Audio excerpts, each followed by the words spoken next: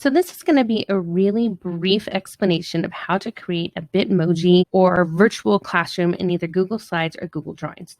Since people are a little bit more familiar with the Google Slides framework or how it is set up a little bit like PowerPoint, it's a little bit easier for them to use the Google Slides version of this. So this is what this one has built on. And so this has just a whole bunch of different pictures that look like they are essentially different items that you would find in a classroom. And the reason that they call these Bitmoji classrooms is because usually teachers will put a little Bitmoji of themselves in it. So we'll talk about that in a little bit.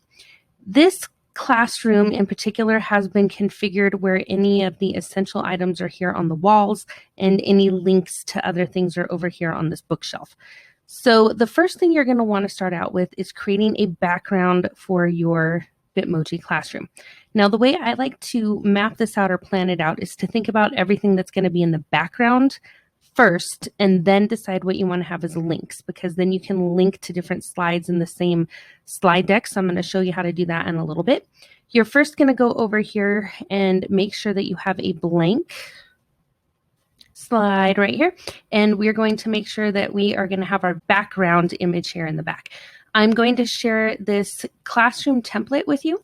It has actually been shared a lot of different times, and there is a Facebook Bitmoji virtual classroom group where they share all of these slides that you can just pull and make your own copy of. In fact, this one right here, the classroom this one is actually the classroom that is on one right here. So you can go ahead and pull one of those off. To do that, you just need to go to File. It works best if you do File and make a copy. I've noticed then to do Control-C, Control-V. So I'm just going to do a copy of the selected slide. And now I have that copy in with my copy. So once you have a copy, you can actually move all of these images and different things around if you want to. You can delete certain things if you would like. So I'm just going to go ahead and just move a few things around to show you what is on here. Okay, so I have a pretty blank slate here in the background. And what I'm going to do is I can change the color of this wall. So you can go ahead and go up here to shapes and you can add in your own shape. Make it about the same size as what you would want that background wall to be. And we're going to color it here. We're going to go ahead and get rid of the border color, and you can change it and make the wall whatever color you want here. Maybe something similar to what your classroom already is. So I went ahead and picked a blue. And if you notice, this shape is going to be on top of all the other items that are inside this virtual classroom. This is because in slides as well as drawings, anything that is brand new that you put on this slide is always going to be moved up to the front. So to change that, you can right click on the image or whatever the item is and change the order. Now what I like to do is, if you notice these 4 options, there are also shortcut keys. So to send it all the way to the back, you use these shortcut keys, and to send it backward, you can use these shortcut keys. So I usually use the command down arrow just so I can send it as far back as I want until it is kind of at that level I want. So here was too far back. I'm going to bring it 1 forward, and now it appears like I have a blue room. So how you layer all of these images is what really gives it that effect that something is in front of something else. So I'm going to go back to that classroom that was the original classroom here. And you see that all of these items have been layered. So for example, if I have this lamp here, I can move it forward and it'll come in front of things, or I can keep moving it back so it appears like it's further back in the room. So that is how you add depth to all of these images. A lot of these plants and different images were actually just taken from these examples of the Bitmoji classrooms, and you can go ahead and make a copy of, so like this one has a plant in it. You can make a copy of that and put it in the classroom so it appears like it was in there the entire time. Now, once you have the sort of main layout of your classroom, you're going to want to add links to some of the images. Now, I mentioned before making sure that you had all of the items in the background that you wanted before you set up those links, and here's why. If I have an active version of this slide deck, And the way to check is to click on Present. If I click on anywhere outside of those images, I'm going to do that again. If I click on this wall, it's going to progress on to the next screen. So there is kind of a little hack to get around that. So we're going to get out of presenting now. So let's say these are all your background images that you don't want to have linked to anywhere. I'm going to go ahead and move this shelf back here under the whiteboard. What you can do is you can add another shape like we had done previously. Go to Shape. And we're going to make it bigger than this entire screen. So it's going to be sort of outside the image area right there. Took a minute to catch up there. There, I went up here and zoomed it out a lot more. If I right click on this and I go to link, I'm going to link this entire shape here to the slide that it's on. So if you notice it's slide 2, I'm going to go ahead and make sure I link this all to slide 2. I'm going to apply that. And then I'm going to take this shape and color it in.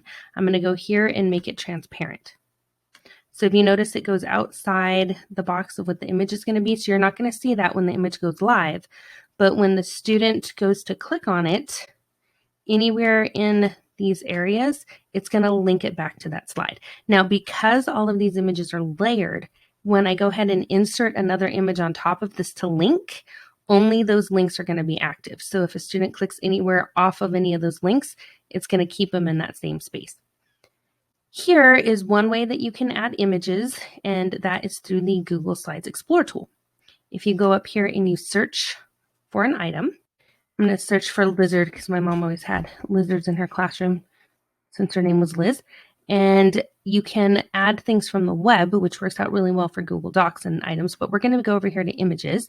And if you see, it's going to pull up a whole bunch of images here, but you usually have to look up some keywords. So things like clip art or transparent are what are going to help you. So now if I look up lizard clip art, you're going to notice that there's going to be no backgrounds around these lizards. I like this guy here. And if I click insert, we have a lizard here. Now, obviously this lizard is huge, so we're going to shrink it down. And if you are using the Explore tool, one of the things that some people have failed to mention is that it will cite where this picture came from. And normally I love that. I love that fact about Google Slides. But in this case, if we actually want to link this to somewhere else, we're going to want to remove that link. So let's make sure we remove that link. And we're going to insert our own link onto this little guy's image here. So we're going to go to Insert, and we're going to go to Link.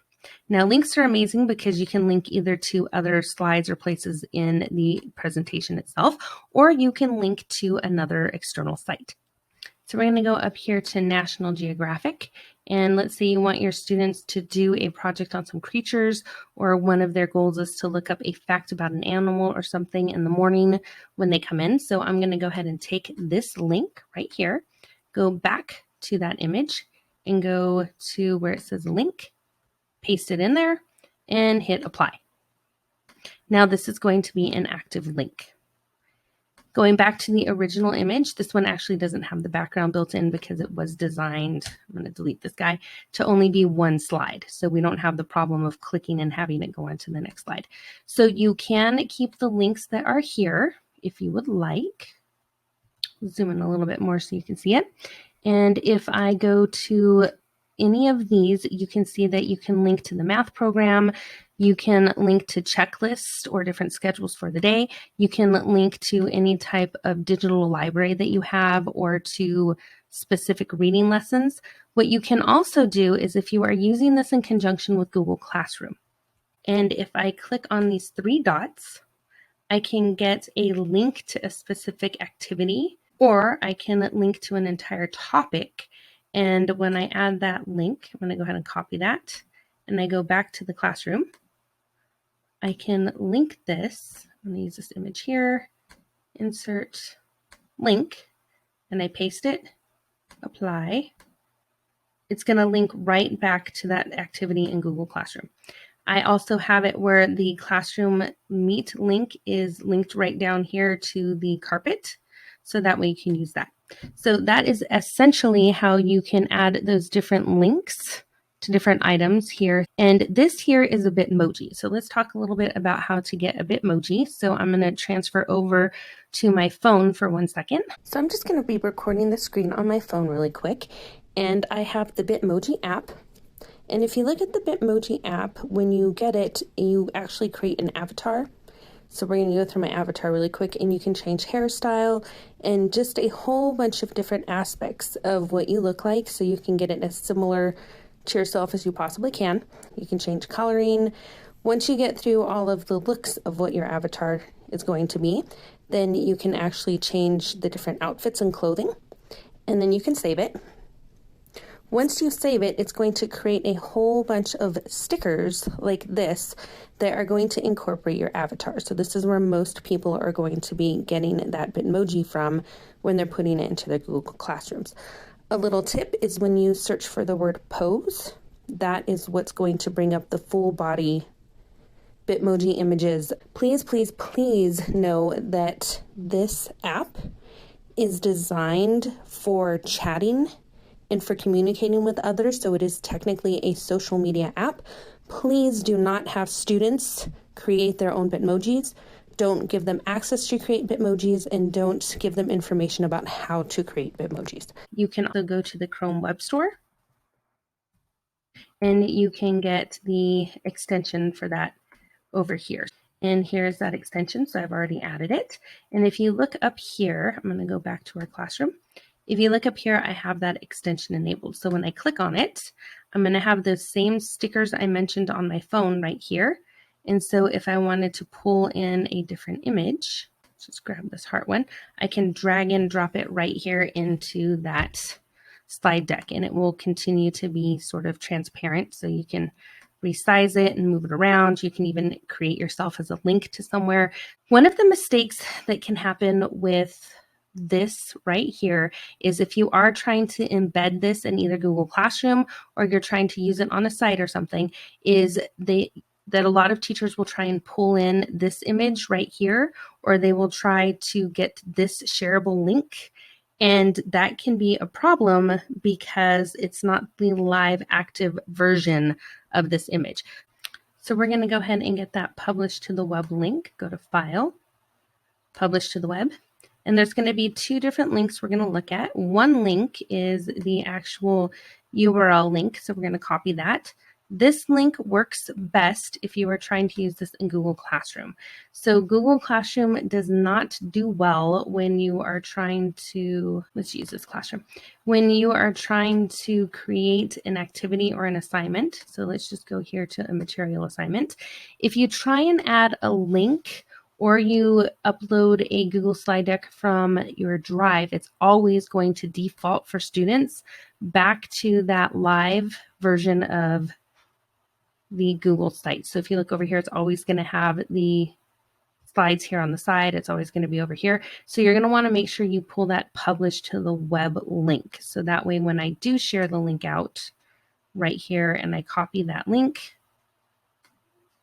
it's going to actually link to that published version of the site. So this is how you would add it to Google Classroom. If you want to add the image to a Google site, what we're going to do is go back here and go to publish on the web again, but we're going to get that embed code. And you're going to be changing the size of it regardless. So let's go ahead and copy that code, go back to the Google site, go to embed, and embed the code. So I'm going to stick it in here. And you're going to notice that it's going to be a probably zoomed in pretty big version of that picture right here. And we're going to go to insert. And now you can resize this image to fit on the screen a bit better. And when you go to preview it, it will be that live version of the image.